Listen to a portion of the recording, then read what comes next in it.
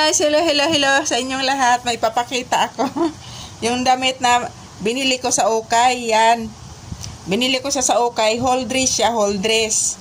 Tapos, iwan ko, naisipan ko ito kasi wala akong ginagawa, naisipan ko ito. So, gumawa ako ng palda ng anak ko para may isusuot siya sa Yan, gumawa ako ng palda sa anak ko. Hindi pa ito tapos eh. Ano ito? Diretso ito na damit. Pero binili ko lang to sa Okay-Okay. 10 piso ko lang to binili sa Okay-Okay. 10 piso. Tapos, hinati ko siya. Yan, dress siya. Dress. Tapos, hinati ko siya. Tapos, nilagyan ko siya ng ganito. Yan o. Pero bago ko to tinahi, sinukat ko to sa kanya bago siya kapon umalis. Yan. Oh, wala kasi ako magawa eh. Di ba? Oh. Kasi ito sa kanya. Walang magawa, no? Wala akong magawa eh. Oh. Yan. May bulaklak dito sa gilid.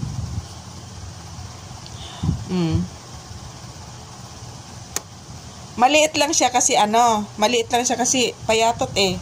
Pero kasi sa kanya to. Tapos, ipapasukat ko to sa kanya. Yan o.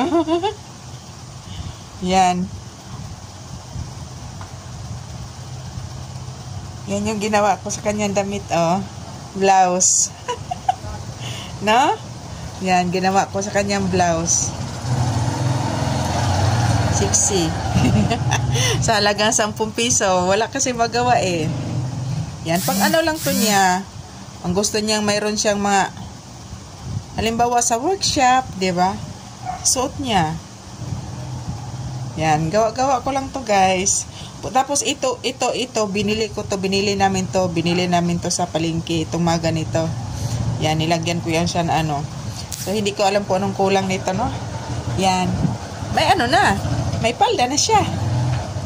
Pero kulang pa to kasi paliitan ko pa dito. Ayaw kasi niya magsuot ng hindi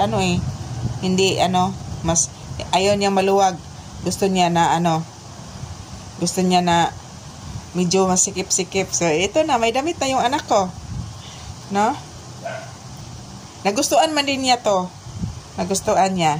So, ito lang yung aking isi-share na 10 piso na binili ko sa Okay-Okay. Mahilig talaga akong mangalkal. Ganun talaga. Kapag walang pira pang bili ng mahal na damit, no?